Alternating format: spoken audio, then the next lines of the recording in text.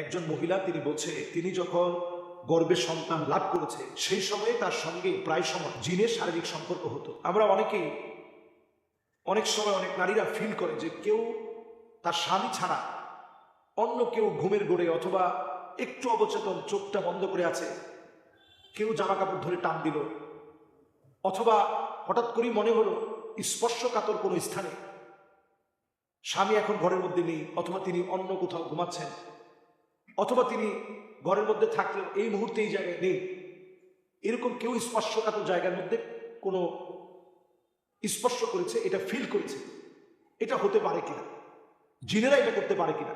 হ্যাঁ, এক্ষেত্রে এটা 100% সত্য, জিনেরা এটা করতে পারে। এবং জিনদের মধ্যে যারা দুষ্ট প্রকৃতির তারা মহিলাদেরকে খুব খেয়াল রাখে যে মহিলারা যখন চুল ছেড়ে ঘুমায়, এটা খুব ভালোভাবে আমাদের খেয়াল করা উচিত। একেবারে আপনি যখন চুলগুলো ছেড়ে ঘুমাচ্ছেন, মাছের হাড় কাঁটা অথবা মুরগির হাড় এগুলো সব আপনি ফেলে দিলেন পানির মধ্যে। পানির মধ্যে ফেলে দেওয়ার পর আপনি এবার যখন জিনের খাবারের মধ্যে আপনি পানি ঢেলে দিলেন, সে যখন খেতে পারল না, প্রকারান্তরে সে আপনার ক্ষতি করার চেষ্টা করবে। খুব স্বাভাবিকভাবেই জিন আপনার ক্ষতি করবে। এই যখন ক্ষতি করার চেষ্টা করবে, ধরেন অনেক সময় স্বামী কাজটা করেছে, পানি ঢেলে দিয়েছে, জিনের কাছে খুব খারাপ লাগলো, বিরক্ত লাগলো যে আমার খাবারটা নষ্ট করলো। স্বামী আবার ওই দিন সুন্দরভাবে ফজরের নামাজের পরে সূরা ইখলাস পড়েছে, ফালাক পড়েছে, নাস পড়েছে, এরকম 3 বার করে শরীরটাকে বন্ধ করে নিয়েছে। কিন্তু স্ত্রী তিনি এখন হায়েজা অবস্থায় আছে, অসুস্থ অবস্থায় আছে, তিনি কিছুই করতে পারে না।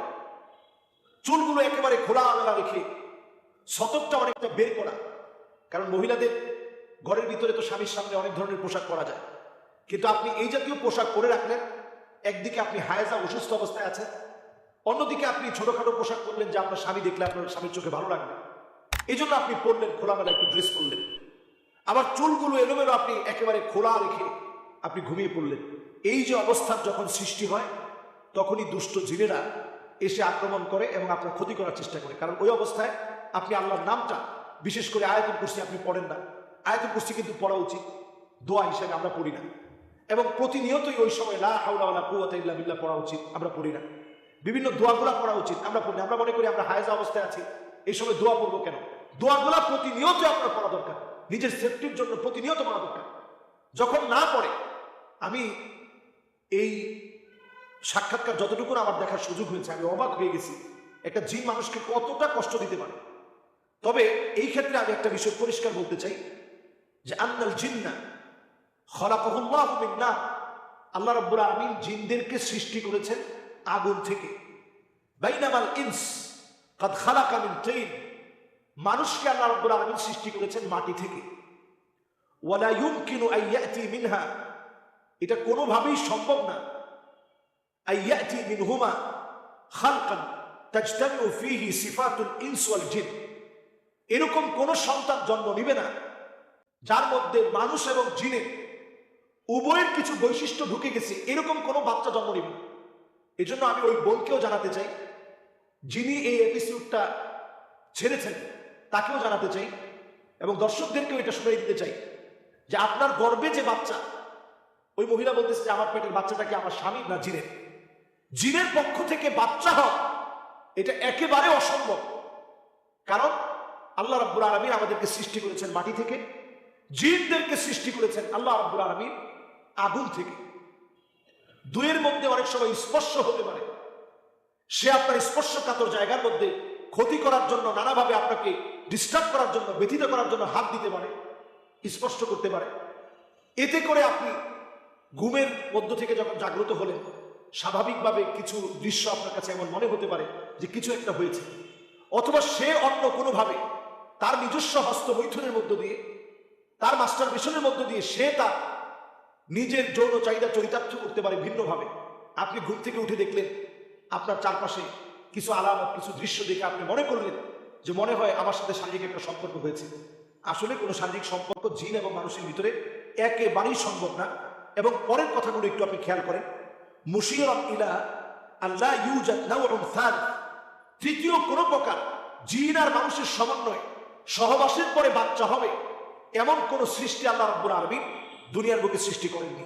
বাইনা নারিয়া ওয়া তিনিয়া, যেটা আগুন আর মাটির মধ্য দিয়ে আল্লাহ তাআলা বানাবেন, এমন কোন সৃষ্টি আল্লাহ রাব্বুল আলামিন করেননি। কাজেই আপনি যদি মনে করেন যে সহবাস হয়েছে, তার সাথে কুরুচিপূর্ণ আচরণ হয়েছে, না, বরং স্পর্শ করেছে এইগুলো থেকে বাঁচার জন্য। এবং ওই বোনটা বলতেছিল কখনো কখনো সে দেখেছে তার সন্তানের আকার ধারণ করে মায়ের সঙ্গে খারাপ দৃষ্টি দিয়ে, লোলক দৃষ্টিতে মায়ের গায়ে হাত দেওয়ার জন্য এসেছে। এটাও দুষ্ট জিনদের দ্বারা সম্ভব, এটাও দুষ্ট জিনদের দ্বারা সংগঠিত হওয়া সম্ভব। যখনই এই জাতীয় কর্মকাণ্ড সংগঠিত হবে, তখন আপনি আল্লাহর কাছে এই বলে দোয়া করবেন যে আল্লাহ, আপনার শক্তির চাইতে আল্লাহ জিনের শক্তি বড় হতে পারে না, আল্লাহ আপনি হেফাজত করেন। আমি গত কয়েকদিন আগে নাটক গিয়েছি প্রোগ্রামে, আমার অত্যন্ত কাছে সেই ছেলেটা আসার পর আমি দেখি তার হাতটা ভেঙে গেছে। তো আমি বললাম, তোমার হাত ভাঙলো কেমনে? ছেলে মানুষ বলতেছে, হুজুর প্রায় সময় আমার লজ্জাস্থানে সে হাত দেয়, এবং এই লজ্জাস্থানে হাত দেওয়ার কারণে আমার সাথে জাগ্রত অবস্থায় আমার সাথে বেশ দস্তাদস্তি হয়। দস্তাদস্তির এক পর্যায়ে আমার এই হাতটা ভেঙে যায়। তো আমি বললাম যে জাগ্রত অবস্থায় না ঘুমন্ত অবস্থায়? বলতেছি, হুজুর আমার কাছে মনে হচ্ছিল জাগ্রত অবস্থায়, আমি সেই সময় ঘুমায়ও ছিলাম, ঘুমের মধ্যে একটু অবচেতন হয়েছি, এমন একটা সময় এই ঘটনা ঘটেছে।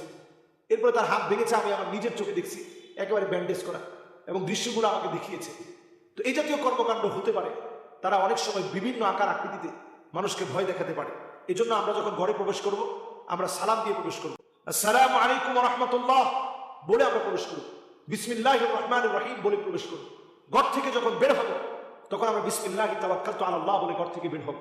আমরা যখন খাবার খাবো, কাটা হাত এগুলো সব আমরা অন্য জায়গায় ফেলবো, আলাদা রেখে দেবো। প্রয়োজনে আমরা একটা পলিথিনের মধ্যে আমরা দিয়ে রাখবো। ময়লাওয়ালার কাছে যখন, ঢাকা শহরের মানুষ তো বাড়ির উঠানে রাখার কোনো সুযোগ নেই, আপনি ময়লাওয়ালার কাছে যখন দিবেন, তখন আপনি সুন্দর একটা প্যাকেট করে ঠোঙায় আবদ্ধ করে আপনি দেওয়ার চেষ্টা করেন। আমার আব্বা প্রতিনিয়ত এই আমলটা করে। নামাজের জন্য যখন বের হয়, আব্বা সাথে করে এই কাঁটাগুলো নিয়ে যায়, এবং কুকুর বিড়ালকে দেখে এই কাঁটাগুলো আব্বা খেতে দেয়।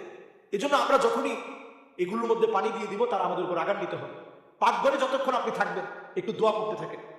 পাকঘরে প্রবেশের সময় আপনি বিসমিল্লাহ বলে প্রবেশ করেন। যখন একটা বিছনা একেবারে খোলামেলা পড়ে আছে, আপনি একটু ঝেড়ে নেন, বিসমিল্লাহ বলে একটু ঝাড়া দিয়ে নেন। বারান্দায় যখন আপনি সন্ধ্যাবেলায় যাচ্ছেন, আপনি বিসমিল্লাহি তাওয়াক্কালতু আলাল্লাহ বলে আপনি বারান্দায় যান, এবং সন্ধ্যার ভিতরেই কাপড়গুলো আপনি উঠায় নিয়ে আসেন। একেবারে দরজা খুলে আপনি ঘুমাবেন না। বাথরুমের টয়লেটের দরজাটা আপনি খোলা রাখবেন না। ঘরের মধ্যে আপনি বাচ্চাদের ছোট ছোট কমোডের মধ্যে পেশাব জমিয়ে রাখবেন না। ঘরের ভিতরে আপনি ছবি রাখবেন না, ঝুনঝুনি রাখবেন না। এমনকি ঘরের ভিতরে বাঘের চামড়া, হরিণের চামড়া এগুলো রাখবেন না।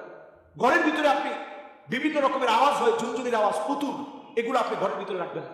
ইনশাআল্লাহ দেখবেন এই জাতীয় দুষ্ট জিনের চক্রান্ত থেকে আল্লাহ তাআলা হেফাজত করবে। আসসালামু আলাইকুম।